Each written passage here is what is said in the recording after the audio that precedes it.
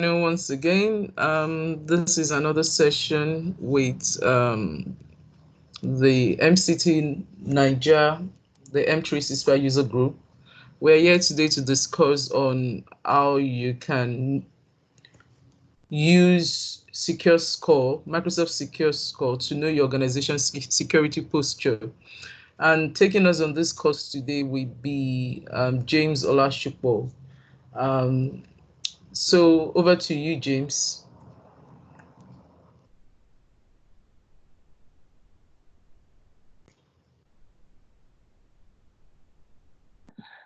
Thank you very much. Good afternoon, good day, everyone.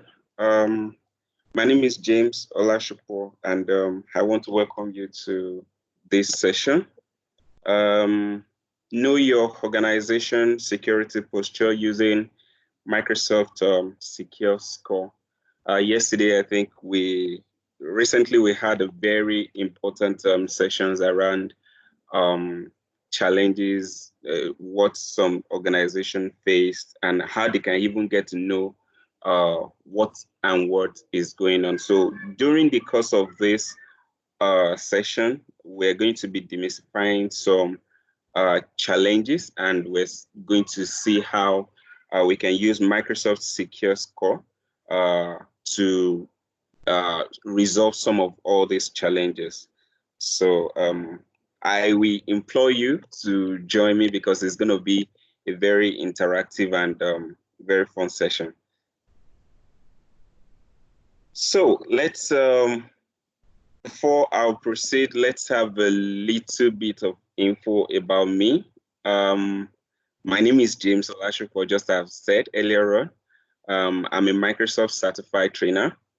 I'm also Azure Microsoft 365 security administrator. I'm also certified as MCSA and MCSE in productivity in Microsoft 365, and also enterprise administration. Currently, I work with Hashem Limited. Hashem Limited is an IT servicing company and also an independent software vendor. Okay, and I have over 4 years of experience as a technical and support engineer, both on field, remote, and as regard the enterprise management of infrastructure, messaging, collaboration, Azure, Microsoft 365. But before we have it as Microsoft 365, I'm sure we all know that it is formerly called Office 365. So, but of recent, Microsoft is changing everything to be Microsoft 365. Okay, there are some things that I did not put there, which I believe, like my hobbies. What do I like? I like exploring. I like innovations. I like technology. So let's deep dive. That's a lot about me. So if we are to talk about Secure Score, Secure Score basically is for us to have an insight into your security positioning. So we know that there are so many tools there are so many solutions, so many services that we consume on Office 365. You have users that needed to authenticate. You have Exchange Online, such as a component. You have Yammer. You have Skype for Business, which is Teams now. You have SharePoint. You want a situation whereby you want to have a visibility to security positioning of each of your users, and as the same way as they connect to each of these solutions or these services. So that is exactly what Secure Score will give us. In a nutshell, Secure Score is a centralized environment where you can get to see visibility of how your users connect to your, connect to your organization services on Microsoft 365, or from what devices, and or how you can protect the devices where they are connecting from. And the same infrastructure that you have in your environment, whether you are having something like an hybrid environment with Microsoft 365. So how you also want to have a security positioning for your infrastructure, your data as well. You want to implement things around data governance and so on and so forth. So this secure score gives us that overview and insight. I guess as we just proceed, you get to know more from there. But basically, it is to give us the overview, to give us insight, and for us to know what way forward in ensuring security in our environment. So this is how it helps organization. Number one, you need to, it reports on the current state of the organization security posture, just like I've mentioned earlier on. So then it gives us improvement. It gives us suggestions, recommendations, and things that we can put in place in order to improve our security posture by providing discoverability, visibility, guidance, and also how we can control it. There are some things that we might want to put in place, but if you are using something like a third-party tool and you don't know how to deploy it, once you have the visibility, that's the current state of your organization posture, and you see the the recommendations from discoverability and also the visibility, then it gives you guidance on how to even implement to protect against this posture, or to make your posture more improved.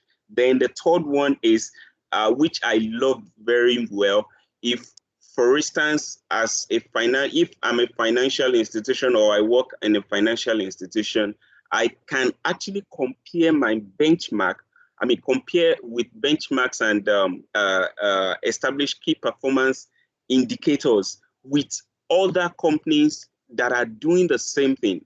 I mean, if we are both in the financial sector, I can also compare my security positioning, everything that I've put in place. I can compare it with another financial institution in another region or in another country or in another, in another just region. So that's what the secure score also gives me. It helps me to be able to compare with my benchmark and establish key performance indicators with other people that were also in the same category of business. For us to be able to see this, there is going to be a permission. We require some permissions for us to effect or even to see the secure score, or to be able to get the report about secure score. That's Microsoft Secure Score. The maximum or the overall privileges as of now is one, if you are a global administrator that manages your office, Microsoft 365. So you can make changes and you can also read the reports. You can read reports, you can make changes to the secure score. That is, you can do improvements, you can edit any of the improvement recommendations, right? As also a security administrator, Exchange administrator, SharePoint administrator, and account administrator. These are the set of people that can, by default, they can do, they can make changes in secure score portal, right? So it is different from, they have the privilege to read, to write, and to effect any changes that are needed to improve the organizational security posture on Microsoft 365. Also, as we have the people that make changes as well, we also have people who only need to see the report. So in this one goes with the models of least privilege permissions assignment, or the role-based access control list. That is, I'm an help desk administrator. I should not be able to do or make any changes to the security posture. With this now, I won't be able, but I will only be able to log into the Secure Score portal, which I'm going to show us, I'm going to demonstrate to us later on. I will only be able to log in. I won't be able to make any changes at all.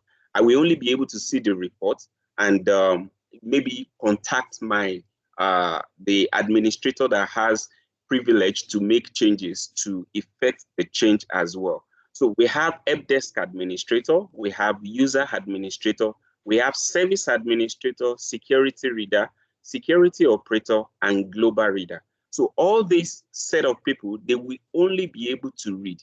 Any other security roles that is different from this, they won't be able to have access to Secure Score portal.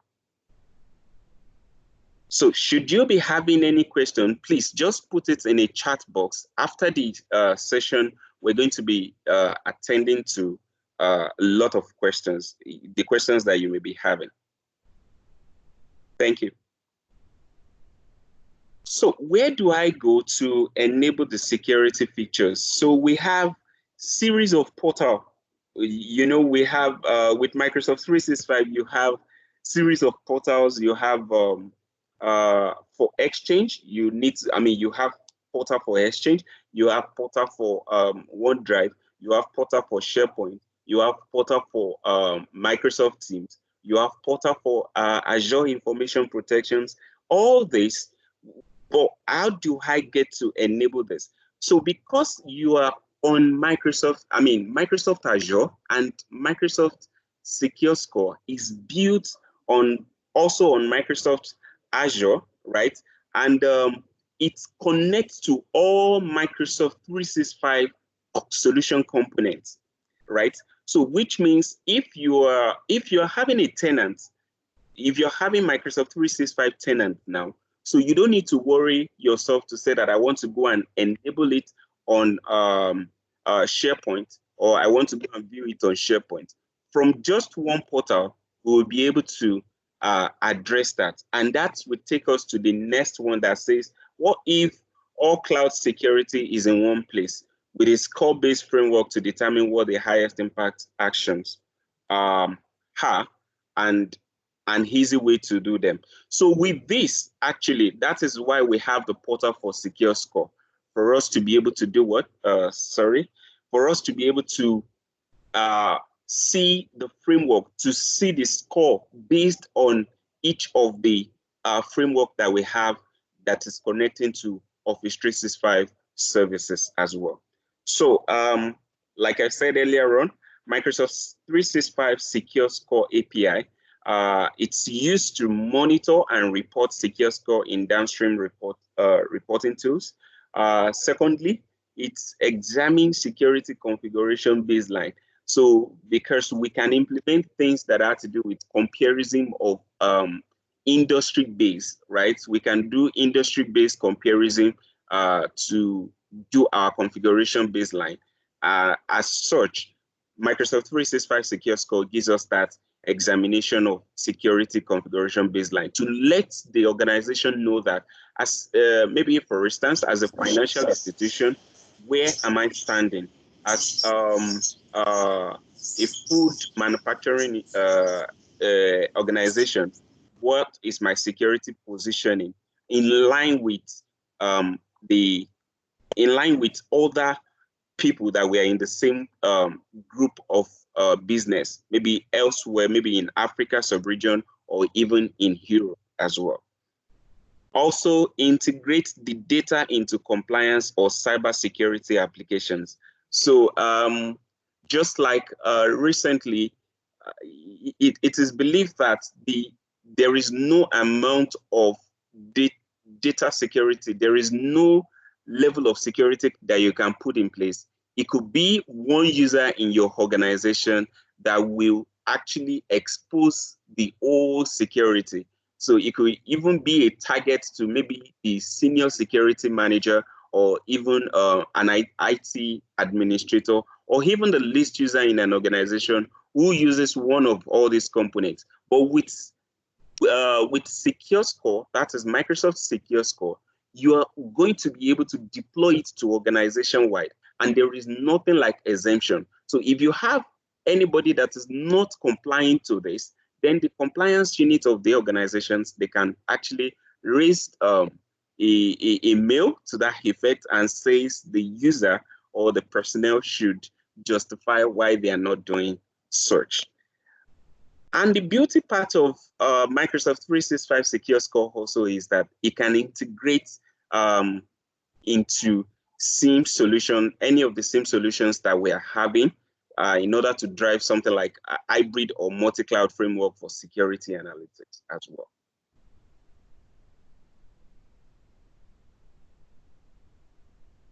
Benefits of Secure Score.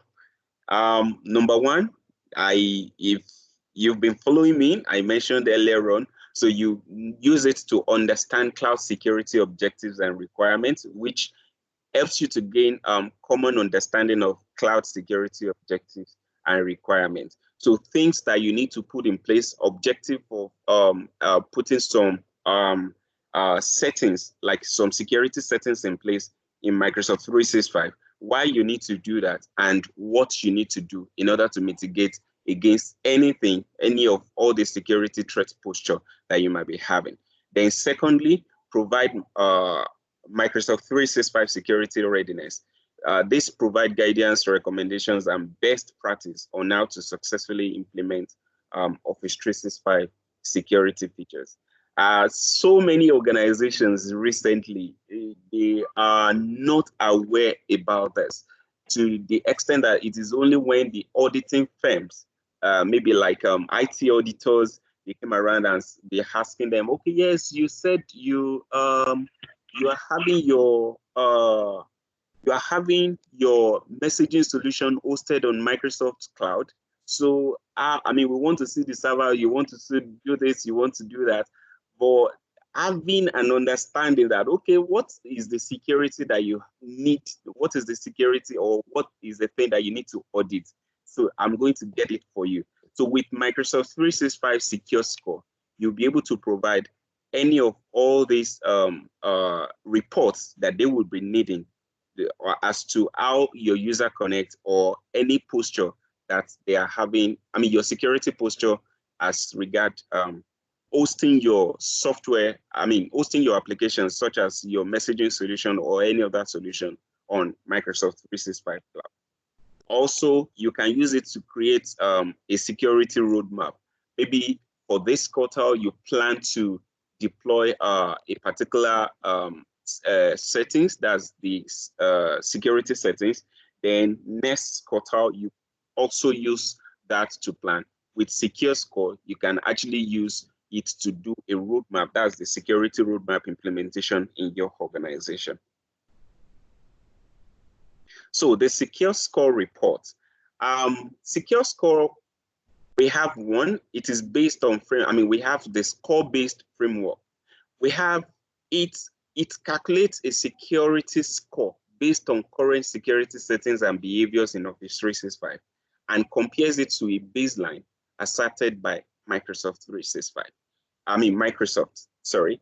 For instance, if for a CTO or CIO of an organization asks an admin, an IT admin, have you implemented multi-factor authentication for all users?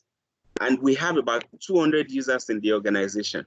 And the IT admin says, yes, I've rolled out multi-factor authentication for all users. Then the CTO or the CIO just go to the Microsoft Secure Score portal and says, okay, let me check multi-factor authentication. It is only enabled for 30 users, and we have 200 users in the organization. And you said you've rolled it out to everybody. By this time, the organization, because it is going to calculate based on the what it could check what it is seeing presently. Any users that has been able to, any user that has been enabled for multi-factor authentication, and as against the total number of users in that organization. So it is a score-based framework.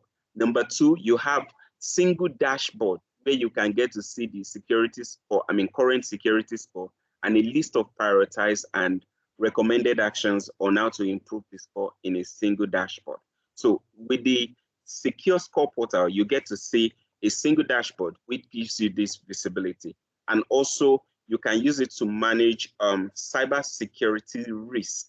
By the time we implement some of all the recommendations on this, put in place by Microsoft, you are going to see that your organization is less. They're not going to be. You're not going to be prone to attacks that is coming from maybe identity theft, maybe data leakages, and so on and so forth. So when we get to, the demo part, I'll be able to show us some of all this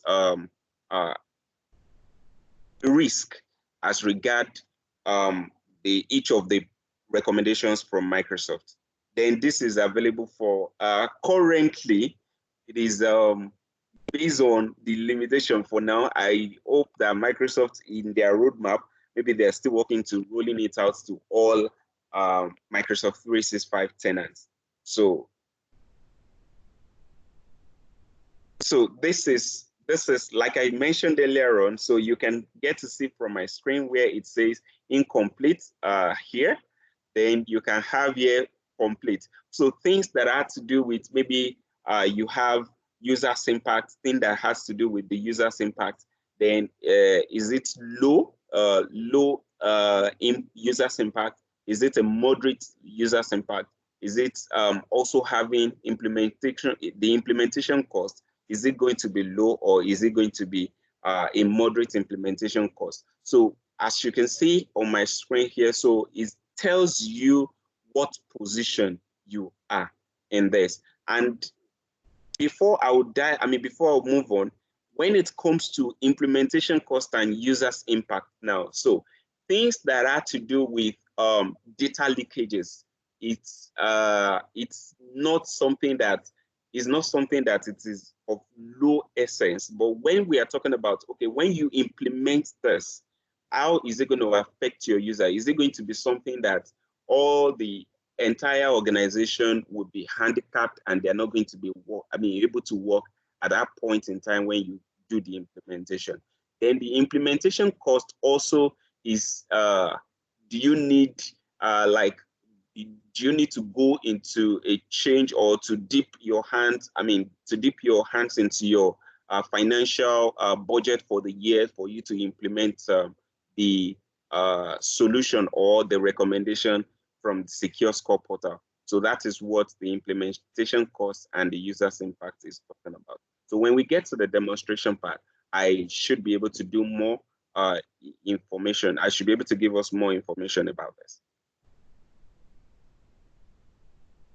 Okay, so sample recommendations. So these are just basic sample recommendations that is gotten from Microsoft 365 Secure Score portal. So from here, you can see things that have to do with low user impact, low implementation cost, enable multi-factor for all global admins. So if in an organization you have several global administrators, maybe you have about 10 global administrators, all of them, it's going to recommend that you should enable multi-factor authentication for them.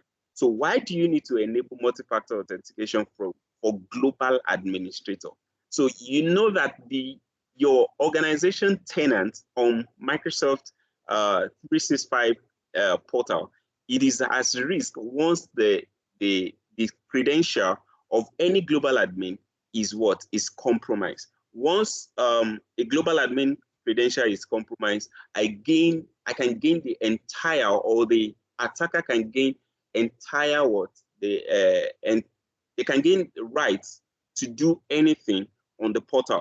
They can get to do any, maybe delete an account, forge an account, create an account, do anything, and all sort of things. So, but when you implement a multi-factor authentication, even though the user's password is compromised, the another form of authentication may not or will not be compromised at that point in time. So that is why you have enable multi-factor authentication as a recommendation from one of the secure score. Then set strong outbound spam policy. So, you know, we have organization that talks about, I mean, that a user can pretend to be from their organization and be sending a spam mail.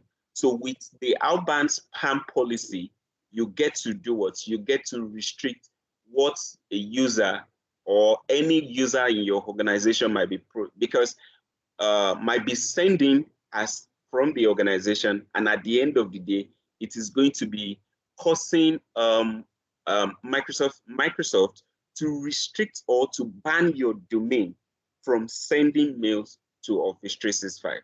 So instead of you going through the process of releasing your domain after it has been banned, after several spam messages, so what you can do is you can set a stronger outbound spam policy so that you can control all the mails that is going out of your organization to maybe Office 365 or entire another domain that is different from Microsoft 365. Then review sign-in after multiple failures, report weekly. So this also needs to be enabled as well. Enable audit data recording. Now, let me quickly point out something here. You can have all this recommendation in place and not implement all of them, okay, based on your organization policy. For instance, enable audit data recording.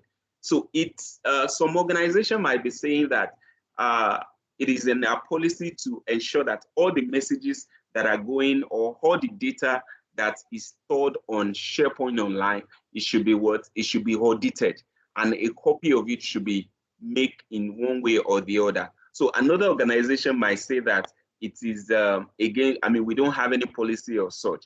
So you can get to use any recommendation. It is not mandatory that you should do all the recommendation or implement all the recommendations. You can choose recommendations that best fits your organization policy and compliance requirements. Enable information rights management service. So I'm sure so many of us we're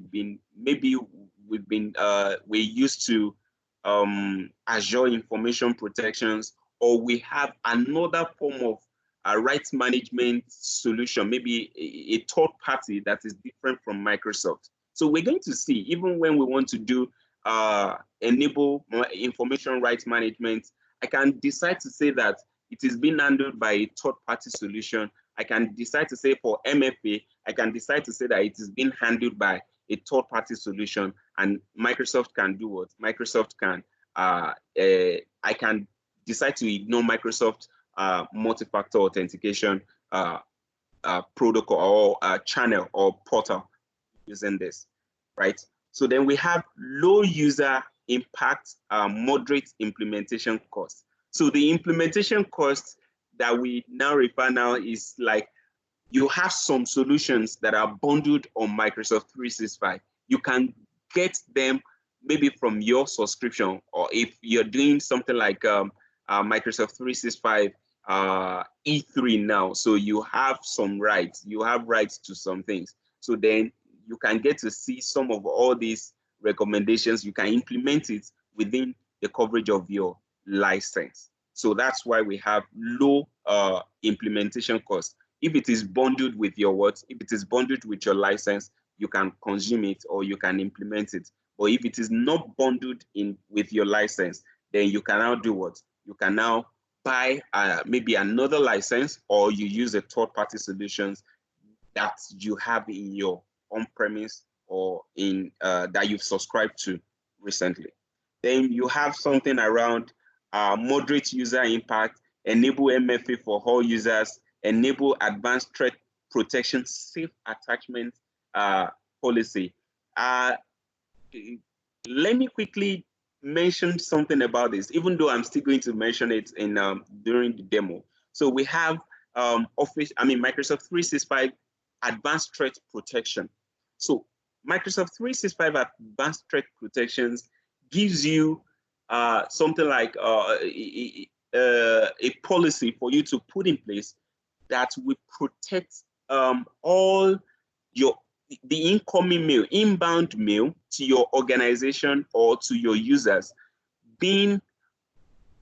protecting your users receiving something like attachments that leads to a malware site, or that is for fictitious, that is meant to do something like a scanning to scam anybody in your organization. So you have safe attachments and you have safe links as well. So if, for instance, a message is coming now and it has a URL, and the URL is redirecting to another URL, which is not the original URL it poses to be. So with Microsoft 365 and the AI intelligence on scanning of mails, something like a sandbox, right?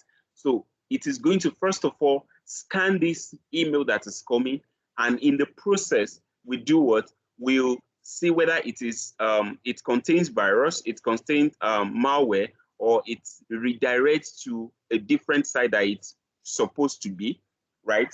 So once it's find that out, it's do anything as you've configured on your policy. So it is going to work to protecting your organizations against what? Malicious URL, malware attachments, and different likes of attacks that may come through messaging. So do not allow anonymous calendar sharing, require password to be reset at least every 60 days. So these are some of the recommendations which you can implement and which you can actually ignore if you have any solution that is currently doing that. Okay, so we are on to the demo session. So I'm going to be sharing my screen for us to go into the demo session now.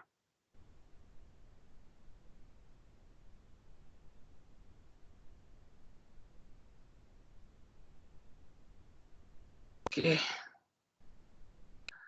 Okay, so this is my portal where I have signed on, and maybe for benefit of some of us that are new to Microsoft 365, let me sign out and sign in back so that we can take it from there.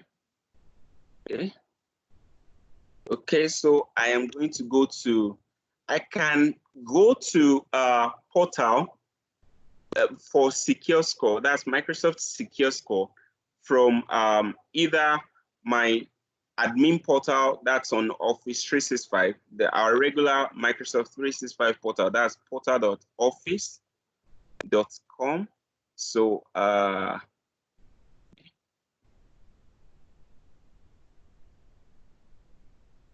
okay, so this is my username. I'm going to type my password.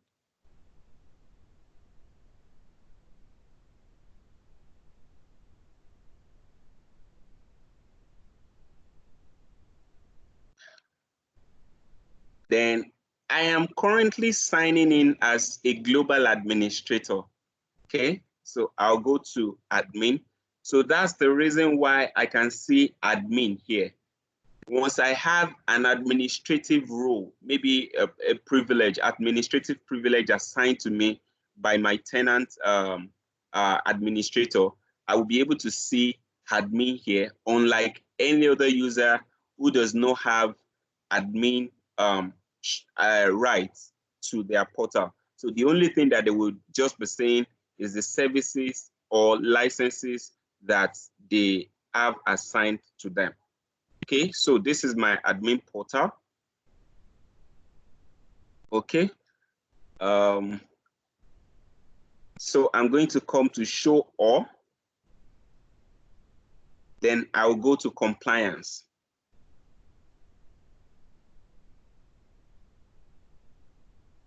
Or if I am not going from the admin portal, oh, sorry, pardon me.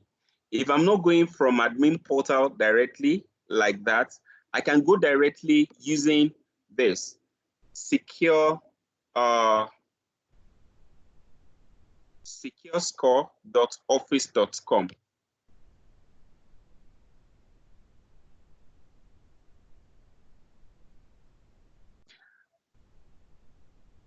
Sorry, pardon me. That should be security, not compliance. Beg your pardon. So this brings me to my what? This brings me to my Secure Score portal.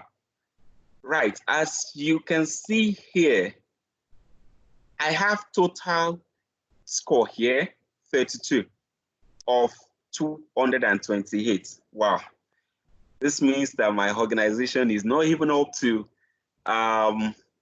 my IT security and my admin. They will be looking for me now to say that, okay, yes, we're going to fire you because you are not protecting our organization. So out of 228 recommendations or best baselines, so we only managed to score 32. Sorry, we only managed to score 32 out of 228. So let's dig into it one after the other. So you can see here we have from the total score, we have it going to identity. Out of identity, that is protect state of your Azure AD account and roles. We have 203 scores that we should be able to score here. That should be able to have here, but only 12. We only scored 12 out of 203. Then when it comes to data protection state of your Office 365 document, so we scored 20 out of 25. So if I should come to improvement action here, all right? So I'll come to improvement action here, then it's going to show me the list of all the recommendations or improvement actions that I have completed and those that I have not completed. Like, let me filter and see those that we have completed.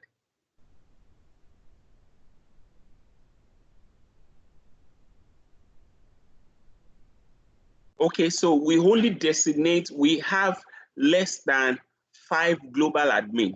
So meaning that there is a recommendation that says we should do what? Designate fewer than 5 global admins. Why should we even consider it this at all? So reducing the number of global admins limits the number of accounts with high privileges that needs to be closely monitored. That is what is, encouraging us to do what? Least privilege mechanisms. We should do what? We should imbibe that culture, least privilege culture. So in my organization, you was only able to find what? One global administrator. So I'm sure if by the time we're getting back to our organization and you've been giving out global administrators to some of the IT admins, maybe by now we should be able to review it and say, okay, I need to know what you are doing on Office 365. I need to know what you are doing. Then the permission will now be what? Will now be based on what you are doing. That is why we call it role-based access control. Then let's see what it tells us on how to implement it. So it tells us that, it protects against what? Account breach, elevation of privilege, malicious insider. Then secondly, we have next steps. Designate alternate rules for global admin in Microsoft Admin Center by going to active users. So it just tells us now that, okay, why not come to your admin portal and go to your active users. For instance, you want to implement Brad Pitt. You want to give Brad Pitt a role. So you can go ahead and do roles that you can edit the roles of Brad Pitt, right? So here you can see presently that there is no administrator role. So if I now want to give admin, I'm assuming that Brad Pitt is having global administrator in the first place. So we need. Sorry, you have a question. Sorry? Yeah, please have a question. Okay, please. Yeah, my name is Point. Okay. So how did you start to drill down into, like, from the dashboard, did you click on identity to see all the issues? I think I missed that part. How did you get into the details page? Okay, so let's Yes. were you able to see us from here? So let's go to Yes. improvement. We go to improvement actions. You Okay. can go to improvement actions. Then this, I mentioned earlier that we can get to see status of any improvement actions, recommendations that we've not done, what we've not, whether we've completed it or we have not completed it, or we resolve it through third party, or you ignored it. If we all recall, I mentioned earlier on that you can actually ignore any recommendation or improvement actions as recommended by Microsoft if you know it is not in compliance or is going to cause an issue to your organization, right? Is that okay, ma'am? Yeah. Yes, okay. Thank you. So then on the designate viewer now, I only click on it. Once you click on it, it's going to give you all information about that improvement action. Then it's going to give you the compliance control, things that have to do with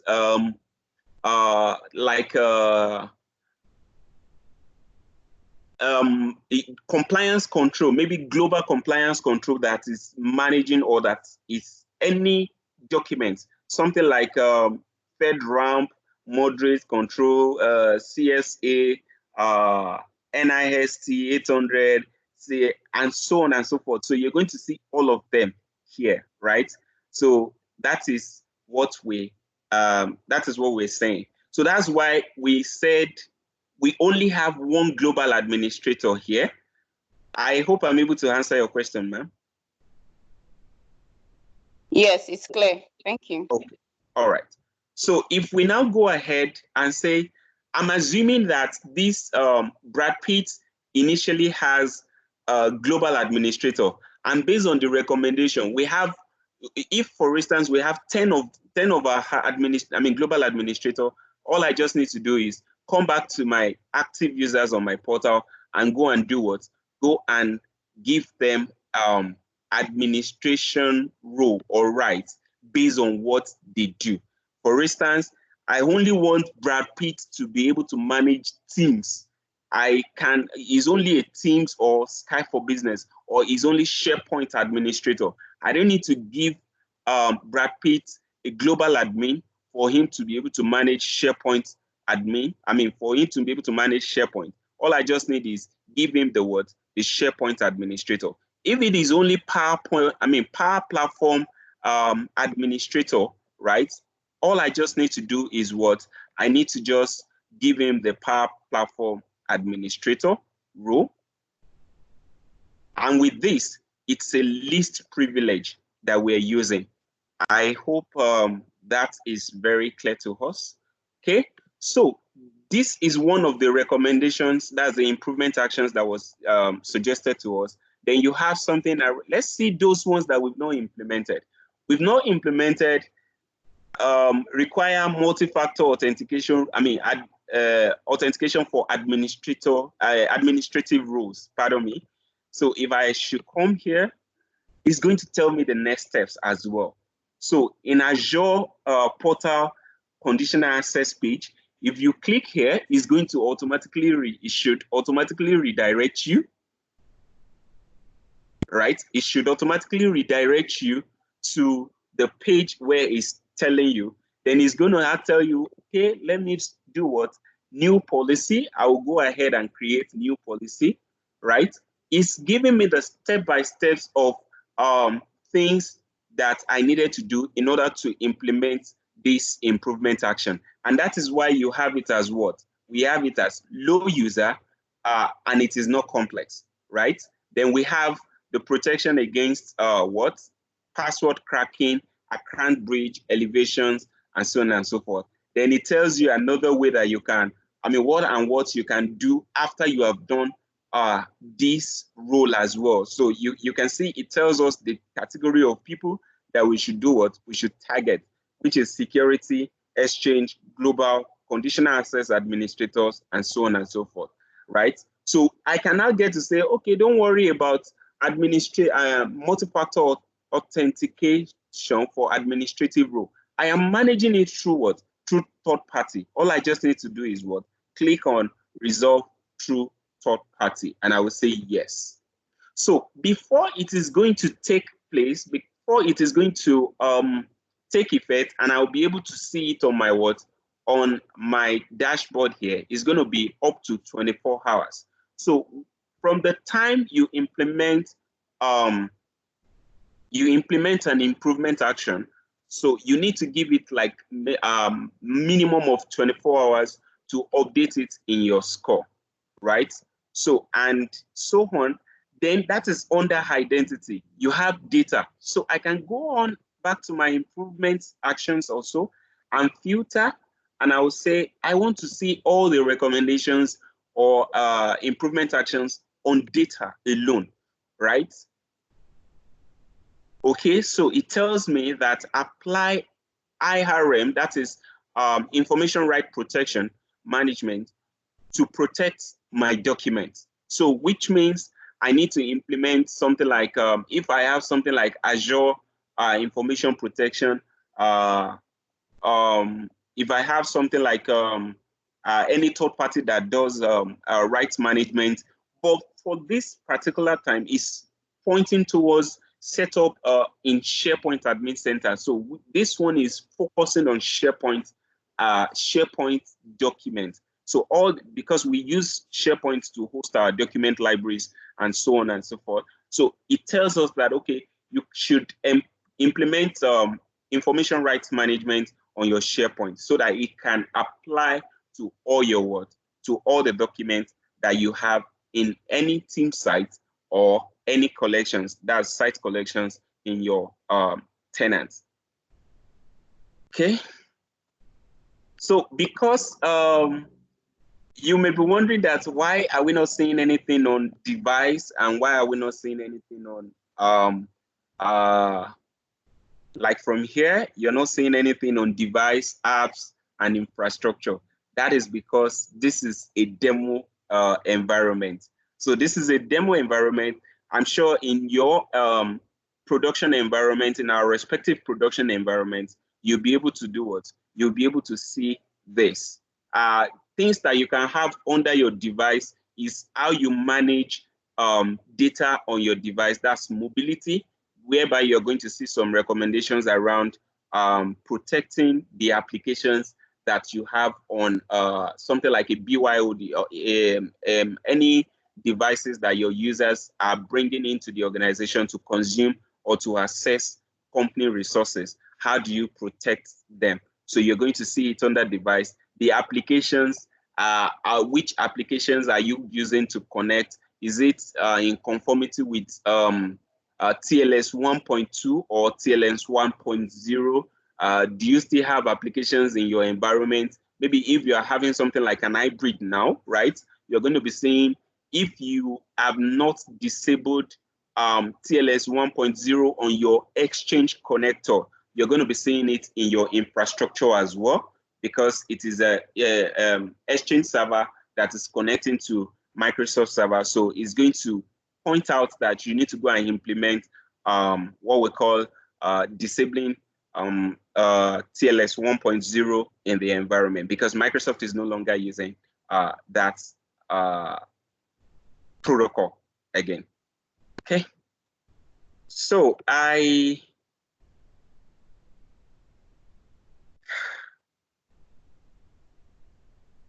am going to be entertaining questions now.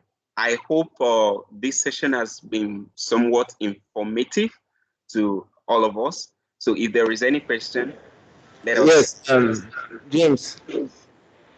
Yes, please. Concerning the secure score, you said Okay. if we are using a third party tool to maybe carry out one of the recommendations can indicate that. Yes. So is it going to increase my secure score? Absolutely. It is going to increase your secure score because it is part of what you have. It is part of what you have. The score does not mean that it is only the things that you implement through Microsoft solution that is going to increase your score. It is going to increase it because you have a solution in place. Okay, that you but is there a way it's going to verify if I actually have a third party tool doing this? Because I can just as well just choose a third party. I can just to increase my secure score, I can decide to say I'm using a third party tool. Meanwhile, I'm not using a third party tool. Is there a way to verify this? Well, Microsoft believes that for you to be able to select, you resolve it through third party. They are not the one that will verify that. So they believe that you, as the organization, you as a user or the administrator, you verify that in your organization before you choose resolve through third party. So if you're doing that now without you verifying it, you are actually still putting your organization resources at what? At risk. Okay, thank you. Thank you very much. Okay, so is there any other questions? Yes, good evening, everybody. Hello, James. My name is Amin. And Okay. I just want to ask a quick question on what you said so far. Yes, you've spoken about security and increasing the posture for the organization, all right? But I'm sure you'd also agree with me that enabling security to the top of, so if the total security score is 230, all right, if you activate and you work on those recommendations to the point where you get 230 over 230, all right, there might be compromising actions with productivity, all right? So my question is basically asking that, is there a baseline recommendation score that, organizations should have? So for the demo you showed us, that organization had 32 out of 200 and something, all right? What is is there like any recommendation to say if you are at least halfway, yes, you're doing good. If you're halfway or 3/4 of the way, then you're doing good. It's just need to know if there is a baseline, pretty much. Okay, thank you for that. Thank you, Amin, for that question. So now there is no specific scores that any organization must attain, right? It depends on the organization, like the IT organization or the organization security policies as required by the organization themselves. So this is something that is just on a basic for all Microsoft tenants, all Microsoft 365 tenants users or owners like that. So for instance now, if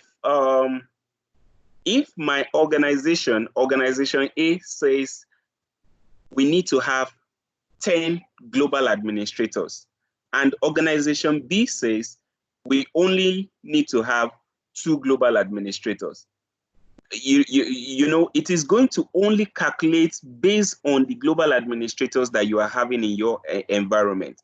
For instance, let's take this. I hope this will end. So we have ensure all users can complete, right? Ensure all users can complete multi-factor authentication for secure access. So you have 0 out of 2 users registered and protected with MFA. So I hope that, this really, this tells you something. So if you're having about 200 users in your organizations, so your score is going to be different from mine that I have less than 10 users in my organization, right? So there is no specific benchmark or baseline that all organization score must have. It is only based on your environment, your policy, and all the settings that you've put in place in your own organization. James, I think I want to follow suit what Dean was trying to ask. Now, Okay. the question now is that as a consultant with your experience on using the secure score, is there a way you can recommend a pattern? You know, if you have 10 users, you have 10, 20 users, this is the kind of score you should be expecting. Now, one thing I notice about all this solution pushed to Africa is that our scenario is always different. And Yes. My advocate now is that we should have something that will come from us that is local, that makes an African company, which at least running in Africa, to know that if I can have my benchmark to be like this, I am secured. If not following the pattern, like flow, just flowing with the wave. So is there any way we can come to that point, we can get such reference for our clients? Okay, thank you very much for that question. So, based on my experience, that's my field experience, we firstly, things that have to do with the identity, we really do not joke with that at all. So we recommend our customers to ensure things that have to do with, for instance, administrative rights, you should reduce it to least privilege access. So which means if I should have about 10 technical administrators, it is not all the technical administrators that need to have global administrators role assigned to them. So we encourage I encourage my customers most times to implement least privilege roles assignments, and that is number one. Now to address it as a global, like a context, maybe as a region, it depends on our the IT audit organizations, because I really don't want to that's yes, why, please. sorry for cutting you. That's why I want, maybe you should use that as a research, because we should be coming to a time where we go to any local company in Nigeria or in Africa, we can tell them that because of the way things are with us here, this is what we need, and we can recommend it, than just following suit with like a flow that sometimes doesn't work for us in Africa. Yes, I agree with you, sir. I agree with you, sir. I agree with you. Okay, so if I may come in there are certain, okay, I think also we must have this understanding with what this is trying to do. I think if we understand this from this perspective, it will help a bit. What this is actually showing you is just to say these are recommended best practice for you to have a good security posture in your environment. It's actually not saying that you have to put it in place as it is. However, what I used to say, and in answering what Amin said to Amin question, then maybe coming back to you, Sheyi, later on, is to say what I'd like to do is this: there is the difference between when you put a solution in place, as much as you don't want to compromise security, you also do not want to compromise the user experience and how productive they will be in using the solution you've put in place. Now, if there is a saying that when there is too much security, you find out that the user are not even using the solution. So what you're supposed to drive in terms of consumption or adoption, at the end of the day, you don't drive it. One of our own plans regarding that is this: I would rather want not only that you do a workshop, a security workshop for an admin alone, but you do a workshop for a user from a user perspective also. You might want to think like a user and do more of a workshop for them to understand the reason why the security has to be. So you've already gotten in the buy-in of the users. Now with the buy-in you've gotten, you can even do your own assessment to now say, oh, sitting with the admin, this and this is what you will put in place. Yes, not everything works for our region, but I also would say that there are things that when you look at we have a committee in place in Nigeria also. We have the information the information and security team also that they formed already. I knew there was one occasion that was held recently that yes, one of the speaker was from the Ministry of Communication and they have to come up that these are some of the guidelines they've started drawing for the country as regards to we going to the cloud or going to any cloud provider to consume. So such things are the things that, yes, as time goes on, are things we can review and start putting in place because it is necessary. But it's not that it's going to be something that you have to, is a cast in concrete that you have to have this in place. No, you can look at what best suits your environment and then put it in place.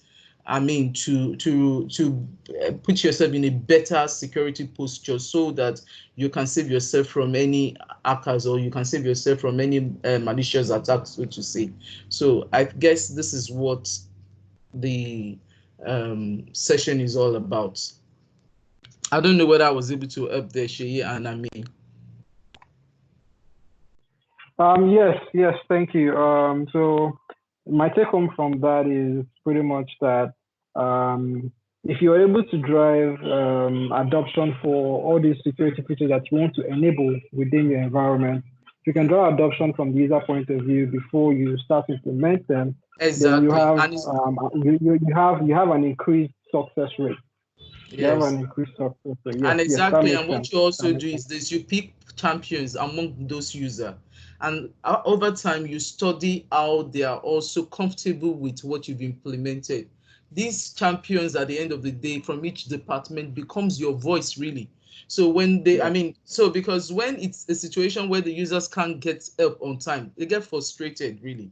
So, but if you have champions, so for me, the strategy should not be that, oh, because Microsoft has said this now, oh, roll it out for the whole environment, roll it out, but don't enable it for all users.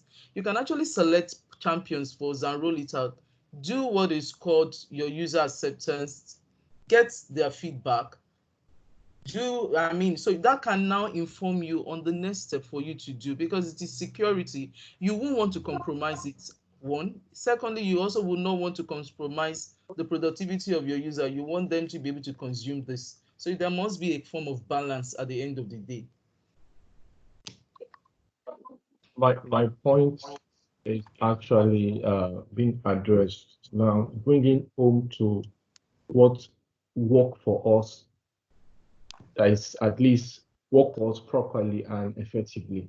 And that's where your concept of bringing users first, designing a champion crusade where each champion take responsibility of what they are doing is at least is because of the experience curve and locality of us here, the way we think, the way we address technology. So that's what I'm saying, that when we start having that, when we are presenting and we are launching our security crusade, people will start seeing it on how to manage and properly address security issue locally here. Yes, so exactly. That's just exactly. Okay. So do we still have any other question? We don't have any. I want to appreciate everybody that is on this call once again. Thank you for taking out time and thank you for honoring our invite. We'll be having a session tomorrow, like I said. The next session is it's going to be taken by Adekunle Dean, and the topic is about identity protection, how it can enable IT admin detect, investigate, and remediate identity-based risk. So we'll be having the same topic from 5 to 6 tomorrow. Also, I read some of the feedback. The feedback says that some of us are very new to Office 365, the M365. Why don't we take the fundamentals? So yes, we've taken your feedback and we have acted on it. Starting from next week, we hopefully would pray that this lockdown does not extend till next week. But if it does extend, we'll start taking courses for the fundamental. I think we have about 5 parts to that, and then Titi Lokwe, which is also an MCT, will be taking that for the 5 series. However, if this lockdown ends, which every one of us pray should, we will be having our physical session, and in that physical session, we will have a slot also for the fundamentals, which we will take with the people and whoever is interested also. I think we will have that session in between any of the meetups we have. So don't be rest assured, even if we can't have it during this break again, we'll definitely have it during our physical meetup. Now, I will also want to employ every one of you to please fill in the evaluation form. Tell us how we're doing, how we can improve, and if there are other topics that you want us to treat, we will be willing to do that. If there is no other question, once again, thank you, James, for this very informative session, and thank you all for being on board. Tomorrow, we hope to see you the same time. Thank you. Thank you. Thank you, everyone. Bye-bye. Gracias.